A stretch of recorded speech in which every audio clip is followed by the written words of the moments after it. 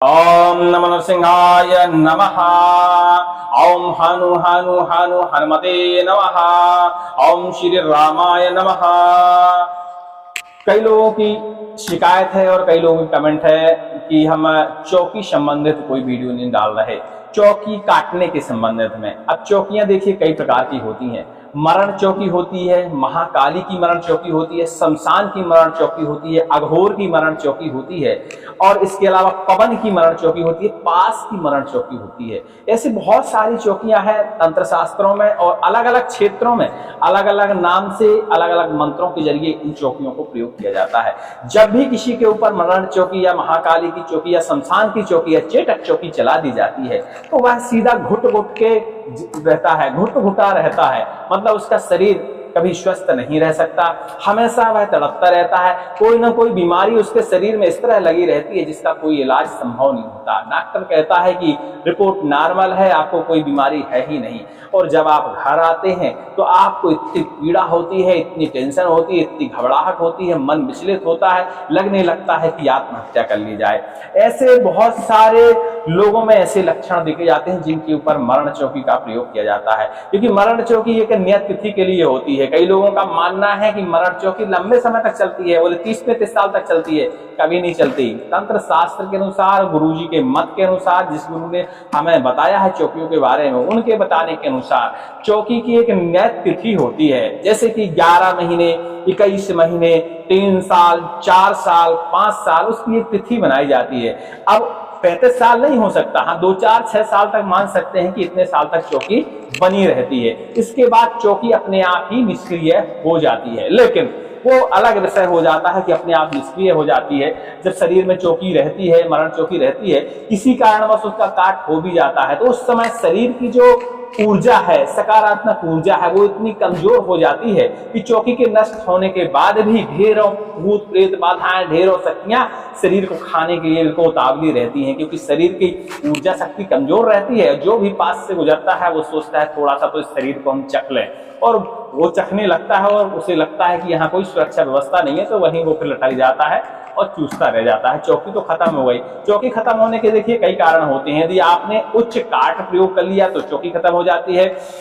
इसके अलावा आपने नारसिंह के काट मंत्र का श्रवण कर लिया तो भी कभी कभी चौकी खत्म हो जाती है। इसके अलावा चौकी चलाने वाले की यदि मृत्यु हो जाती है तो चौकी कट जाती है। ठीक है, चलाई गई विद्याओं में चौकी एक विशेष अस्त्र माना जाता है। इसके बाद मरण तंत्र माना जाता है, फिर मूठ तंत्र माना जाता है। जो आज हम आपको देशी हनुमान जी का मंत्र आज बताने वाले हैं, इस मंत्र से आप सभी प्रकार की चौकियों को, सभी प्रकार के मूठों को और सभी प्रकार के भूतों का नाशन कर सकते हैं। और आपने तो सुना ही होगा, बुंदेलखंड के जो देशी मंत्र होते हैं बहुत प्रबल और बहुत शक्तिशाली होते हैं। यदि इन मंत्रों को कोई सिद्ध कर ले तो कुछ ही मिनटों में काम तमाम हो जाता है, और इसके अच्छे खासे परीक्षण और अच्छे खासे रिजल्ट देखने को मिलते हैं। हमारे यहाँ अक्सर इन मंत्रों का प्रयोग किया जाता है। गांव देहात में और जंगलों में, तराई के जंगलों में बहुत ऐसे तांत्रिक हैं जो इन मंत्रों का प्रयोग करते हैं और उनकी विद्या कभी विफल नहीं होती। अक्सर हम आपको बता दें, मरण, मूठ, वशीकरण और चौकी जो होती है अक्सर जंगल वाले लोग ज्यादा चलाते हैं, क्योंकि उनको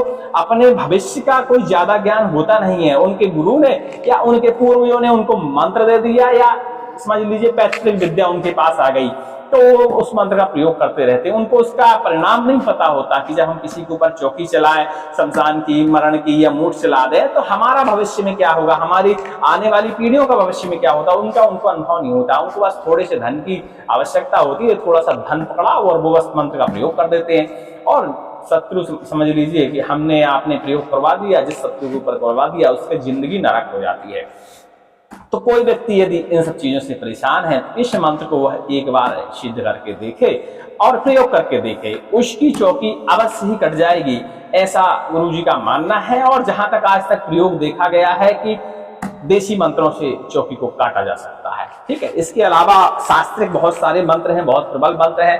अस्त्र मंत्रों से भी किसी भी चौकी को काटा जा सकता है, लेकिन सबको सिद्ध करने की आवश्यकता पड़ती है। कोई यदि विचार करे कि हम 1-2 बार पढ़ लें, 1-2 बार सुन लें और हमारी असाध्य तंत्र बाधा खत्म हो जाए, तो ये नामुमकिन वाली बात है। मंत्र को सिद्ध करके उस मंत्र में आपको शक्ति डालनी पड़ेगी, फिर उसमें ऊर्जा पनपेगी, वह ऊर्जा आपकी सभी प्रकार की चोटियों को नष्ट कर देगी। हनुमान जी का मंत्र है और बहुत ही सरल इसकी विधि है। नवरात्रें आ रही हैं, हमने बताया अपने पुराने वीडियो में भी कि नवरात्रों में किया गया तंत्र विफल होने की उसकी जो गुंजाइश है वो बहुत कम रहती है। इसीलिए किसी भी सावर मंत्र को सिद्ध करने के लिए या तो दीपावली से एकादशी के बीच का समय चुना जाता है हमारे बुंदेलखंड का, बाकी सावर मंत्रों को नहीं कह सकते। अपने अपने क्षेत्र के अपने अपने देखिए अपनी लोकल की भाषा में मंत्र होते हैं और अच्छे कार्य करते हैं, तो उनके अपने अपने विधि विधान होते हैं। हमारे यहाँ के जो मंत्र हैं उनको नवरात्रों में और दीपावली से लेके एकादशी के बीच का जो समय होता है,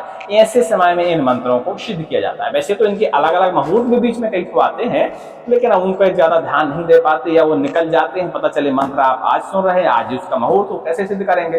तो नवरात्रे और दीपावली से लेकर एकादशी का समय बहुत जल्दी ही आने वाला है। इस बीच में आप इस मंत्र का सिद्धीकरण कर सकते हैं और इस मंत्र का प्रयोग कर सभी प्रकार की चौकियों को हटा सकते हैं, सभी प्रकार के भूतों को नष्ट कर सकते हैं। यहाँ तक कि भूत प्रेत ब्रह्म सन्यासी राक्षस बेताल इत्यादि इत्यादि बाधाओं को भी इस मंत्र के जरिए हटाया जा सकता है। हनुमान जी के मंत्र बहुत प्रबल होते हैं, चाहे वो देशी हो, सावर हो या शास्त्र के मंत्र हो, क्योंकि कलयुग में इकलौते ऐसे देव हैं जो सभी प्रकार की बाधाओं को हरण करने में सक्षम देव माने जाते हैं, ठीक है, और प्रबल देव माने जाते हैं। बस उनका सही विधि विधान से, सही नियम से यदि आप पालन कर लेते हैं मंत्रों का, तो इनसे प्रबल देवता कलयुग में और कोई है ही नहीं, क्योंकि कलयुग के अंत तक इनको बाधा हरण करने का तो वरदान है ही और चिरंजीवी रहने का तो वरदान आप जानते ही हैं। तो समझ लीजिए कलयुग में प्रत्यक्ष रूप से बजू रहते हैं और जो प्रत्यक्ष रूप से जो इष्ट हो इस कलयुग में वो हमारी बाधाओं को आसानी से हरण कर सकता है। बस या तो आपकी श्रद्धा में कमी है, या सुमरण करने में कमी है, या विधि विधान में कमी है, कहीं ना कहीं कोई ना कोई कमी है। इसलिए आपको प्रबल ऊर्जा आपको नहीं मिल पा रही है, आपके मंत्र को प्रबल ऊर्जा नहीं मिल पा रही है, जिसके कारण आप अपने बंधनों को नहीं काट पा रहे हैं, अपनी बाधा का हरण नहीं कर पा रहे हैं। चलिए इसकी विधि जान लेते हैं। मंत्र हम आपको लास्ट में एक बार स्मरण करके सुना देंगे, तो परेशान बिल्कुल ना होइएगा। पहले विधि सुन लेते हैं, अब सुनना हो मंत्र तो चलिए सुना देते हैं। ओम वीर वीर महावीर हनुमत वीर वज्र वीर पवन पुत्र अंजनी के नंदन, घड़ी घड़ी निकाले दातन, मुट्ठी भर भर चलावे तीर, शमशान की चौकी काट, बंधन काट, खिलाया पिलाया काट, जड़ से काट, मरी मसानी विद्या काट, औघड़ तंत्र काट, भूत काट, प्रेत काट, ब्रह्म राक्षस काट, जिन खबीस काट, देवखा काट, देव के गुनी खा काट, दानव काट, बेताल काट, बाचा काट, बाचा बंधन काट, लाल लंगोटा तेल सिंदूर की पूजा, हाथ में लड्डू मुख में पान, अमोघ बंधन पर मारो, वज्रबान सवा शेर को रोट, नरियल पान चढ़ाऊं, मेरा कारज तुरंत करे, श्री महादेव जी रक्षा करें, अंजनी के लाल, महाविकराल लालो लाल कमान, श्री राम की आन, लक्ष्मण जी का मान, माता सीता की दुहाई, ओम हानु हानु हानु हनुमते नमः। इस मंत्र का आपने हमारे संकटनाशक में शायद श्रवण कर लिया होगा। उसी मंत्र का प्रयोग विधि विधान हम इस वीडियो में बताने वाले हैं, और इनके मंत्र को सिद्ध करने के लिए आप आधी सामग्री तो देखिए समझ ही गए होंगे कि भगवान जी को चढ़ना क्या है इस मंत्र को सिद्ध करने में, ठीक है। सवा सेर आटे का रोट बनाना है, मीठा रोट बनवाइएगा, जिसे हम पुआ भी कहते हैं अपनी गांव की भाषा में, या आप अपने स्तर से अपने यहाँ की रेसिपी के अनुसार मीठी वाली पूरी बना सकते हैं, ठीक है। नारियल पान जरूर इनको अर्पण करना है, जनेऊ अर्पण करना है, और मेरी तरफ से सिंदूर जरूर अर्पण करना है, और ये एक बढ़िया सी पोशाक यानी वस्त्र जरूर अर्पण करना है, ठीक है। इसके बाद महाराज जी को इतना सब अर्पण करने के बाद कोशिश करना है कि आप हनुमान जी के मंदिर में ही इस मंत्र का जाप कर लें। अब देखिए हर मंदिर में व्यवस्थाएं होती नहीं है, कई जगह भीड़ रहती है, कई जगह व्यवस्थाएं नहीं रहती है, कई जगह मंदिर में छाया नहीं रहती, क्योंकि ऐसे मंत्रों को देखिए एकांत में सिद्ध करने का विधान रहता है। तो आप घर में ही कोई एकांत कमरा अपना देख लीजिए, तो हनुमान जी की बढ़िया कोई पिक्चर तस्वीर बढ़िया सामने रख लीजिए, और उस तस्वीर के सामने इस मंत्र का आप जाप कर सकते हैं। और बड़ा ही कम जाप करना होता है नवरात्रों में, बाकी समय में तो इस मंत्र का बहुत ज्यादा जाप करना होता है, लेकिन नवरात्रों में समझ लीजिए जितना भी आपको जाप करना है इसका पूरी विधि विधान के, नवरात्रों में उसका आधा ही आपको जाप करना पड़ेगा, और यह मंत्र आपका कार्यशील हो जाता है। और देशी मंत्रों की एक खास बात हमको बताएं, कई मंत्र ऐसे होते हैं जिसमें हम अंधे में जीते रहते हैं कि मंत्र हमारा सिद्ध हुआ कि नहीं हुआ, हुआ कि नहीं हुआ। देशी बुंदेलखंडी मंत्रों की सबसे बड़ी खासियत ये होती है कि जब आप मंत्र का जाप करते हैं और उसका हवन करते हैं तो हवन करने से पहले ही आपको इशारे मिलने लगते हैं कि आपका मंत्र सिद्ध हो गया। कुछ ना कुछ ऐसे अटपटे इशारे मिलते हैं जो नहीं होने चाहिए, ठीक है, कुछ ना कुछ इशारा जरूर मिल जाता है। हो सकता है आपकी जपमाला के बीच में ही कोई ऐसा इशारा मिल जाए कि आपको स्वयं ही अपने आत्मा को बोध लग जाता है कि हमारा मंत्र अब ये सिद्ध हो गया है। तो देशी मंत्रों को निसंकोच सिद्ध किया जा सकता है। बस बिना गुरु के सानिध्य में, बिना गुरु के आदेश में कभी भी बुंदेलखंडी देशी मंत्रों का प्रयोग या सिद्धिकरण नहीं करना चाहिए, क्योंकि ये मंत्र जितने शक्तिशाली है, जितना अच्छा ये शत्रु हरण करते हैं, बाधा का हरण करते हैं, भूत प्रेतों का हरण करते हैं, उतना ज्यादा ये नुकसान भी करते हैं। कभी कभी यदि इनमें कहीं चूक हो जाए या भूल चूक कर दें, मंत्र में कहीं मिस्टेक कर दें तो नुकसान भी करते हैं, ठीक है। तो आपको थोड़ा सा गुरु की सलाह की आवश्यकता पड़ेगी, तो इस बात का ध्यान दें। अभी हम थोड़ा सा टेलीग्राम के संपर्क में हम बराबर हैं नहीं, क्योंकि थोड़ा सा समय का अभाव चल रहा है। सावन का देखिए महीना चल रहा है, थोड़ा सा साधना का समय रहता है, सबसे क्षमा चाहेंगे बिल्कुल। जैसे ही सावन निकलेगा तो नवरात्रों में इन मंत्रों की सिद्धिकरण होती है देशियों की, हमारे जो मंत्र हैं। तो आपने संकोच उसके बाद हमसे 24 घंटे बिल्कुल सवेरे 11 बजे से शाम को 4 बजे तक बिल्कुल संपर्क कर सकते हैं। हम आपको 24 घंटे फोन भी उठाएंगे और 24 घंटे टेलीग्राम में भी रहेंगे। 24 घंटे नहीं, मतलब 6-7 घंटे, क्षमा करिएगा, मुंह से निकल जाता है, ठीक है। तो आपने संकोच पूछ सकते हैं। कुछ मंत्र ऐसे हैं जो लिखे नहीं जाते हैं, ठीक है, तो उन मंत्रों को हम रटवाने की कोशिश करेंगे। आप फोन लगाइएगा, हम आपको फोन में ही उन मंत्रों को रटवा देंगे और 2-3 बार आप पढ़ेंगे, रट जाता है आसानी से मंत्र। देशी मंत्रों में ज्यादा बड़े तो होते नहीं है, 4-6 लाइन के होते हैं, इतना तो रटना आम बात है। एक दिन में नहीं रट पाएंगे, 2 दिन में रट लेंगे, लेकिन रट लेंगे। तो चलिए आप कैसे इस मंत्र का शुद्धिकरण करना है हमने बताया। बब्बा जी की बढ़िया तस्वीर रख दीजिए, उनके सामने एक चौमुखा दीपक जरूर जलाइए और शुद्ध तिली के तेल का या चमेली के तेल का जला लीजिए, ठीक है। चमेली के तेल का जलाते हैं तो अति उत्तम, लेकिन भाई अब महंगाई का जमाना है तो चमेली का तेल थोड़ा महंगा मिलेगा। तिली का तेल आपको आसानी से मिल जाता है और घर में भी होता है कई लोगों के। तो आप तिली के तेल से 4 मुख का दीपक जला दीजिए, ठीक है। इसके बाद बब्बा जी को जो तस्वीर है उसको स्नान ध्यान कराइए, अक्षत पुष्प चढ़ाइए, बेलपत्री चढ़ाइए और पीपल के पत्तों की माला चढ़ा दीजिए। भगवान से बढ़िया प्रार्थना करिए, थोड़े से वस्त्र चढ़ा दीजिए, थोड़ा सा आप प्रसाद चढ़ा दीजिए, जो प्रसाद आप मंदिर में चढ़ा के आए हैं ना, रोट नरियल पान वगैरह, ये सारी चीजें आप घर में भी थोड़ा सा चढ़ा दीजिए। अब घर में बब्बा जी को सिंदूर तो लगा नहीं सकते, तो आप थोड़ा सा सिंदूर छिड़काव कर दीजिए और चमेली का इत्र जरूर छिड़किए उनके ऊपर, बब्बा जी के ऊपर, ठीक है। और इसके बाद बढ़िया प्रार्थना करिए कि महाराज इस मंत्र में इतनी शक्ति दे दें, इस मंत्र का हम जाप करने जा रहे हैं कि हम अपनी बाधा का तो हरण कर ही पाएं और इस मंत्र का परोपकार में भी हम इस्तेमाल कर पाएं, क्योंकि इस कराल काल कलयुग में हर व्यक्ति के पास कोई ना कोई बाधा है और उन सब बाधाओं को हरण करने के लिए भी इस मंत्र का प्रयोग कर पाएं। जब आप परोपकार की भावना मंत्र में लगाएंगे तो आपके मंत्र को सिद्ध होने में जरा भी देर नहीं लगेगी। तो आप स्वयं व्यक्तिगत के लिए मंत्र सोचेंगे कि हम सिद्ध कर लें तो उसमें बहुत टाइम लगता है, और समझ गए होंगे कि परोपकार की भावना आप लेके मंत्र करेंगे कि अपने साथ साथ हम दूसरों का भी भला करेंगे, ऐसा आपको वचनबद्ध वहां होना पड़ेगा। अपने आप ही मंत्र सिद्ध हो जाएगा, बहुत जल्दी सिद्ध हो जाएगा। आपको अपने आप ही पता चल जाएगा कि हमारा मंत्र सिद्ध हो गया और हमारा काम आज हो ही जाएगा। वो अपने आत्मविश्वास बन जाता है जब मंत्र आप जाप करते हैं, ठीक है।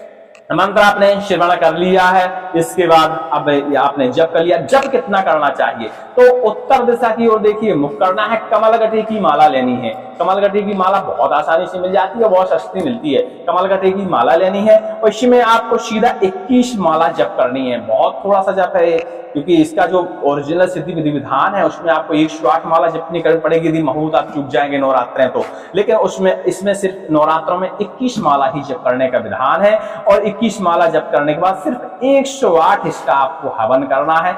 शुद्ध पलाश की लकड़ी से, साधारण हवन सामग्री से। घी की मात्रा थोड़ा बढ़ा लीजिएगा।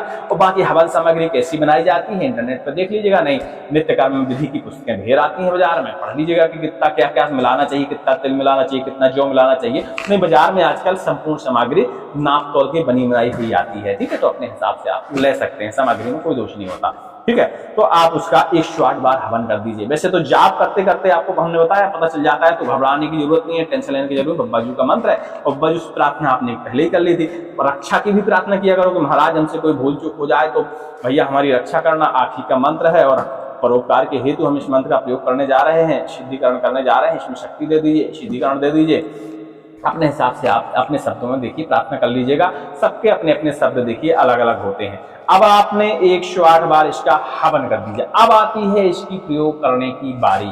तो प्रयोग इसको कैसे करना चाहिए, इससे आप दुकान का बंधन, घर का बंधन, शरीर का बंधन, पितरों का बंधन, कुल का बंधन, मड़ा चौकी का काटना, सभी प्रकार की विद्याओं का काटना, खिलाई पिलाई विद्या का काटना, सभी प्रकार की विद्याएं इसमें शामिल है और सभी प्रकार के तंत्रों को इस मंत्र के जरिए आप काट सकते हैं। तो इसमें से हम एक चीज बताते हैं और बाकी अगले वीडियो में हम आपको बता देंगे, ठीक है। तो मरण चौकी या शमशान की चौकी को कैसे काटना चाहिए, मेन ये मुद्दा है। तो शमशान की चौकी को काटने के लिए सर्वप्रथम इसमें आपको चाहिए अरंडी की एक डंडी। अरंडी का जो पत्ता होता है उसमें डंठल जो होता है लंबा वाला पत्ता को आप कह दीजिए, वो डंठल आप जरूर लाइए और उस डंठल को आप रखिए। एक बांस की पतली, हरे बांस की पतली डंडी लाइए और उसको भी अपने पास में रखिए, ठीक है।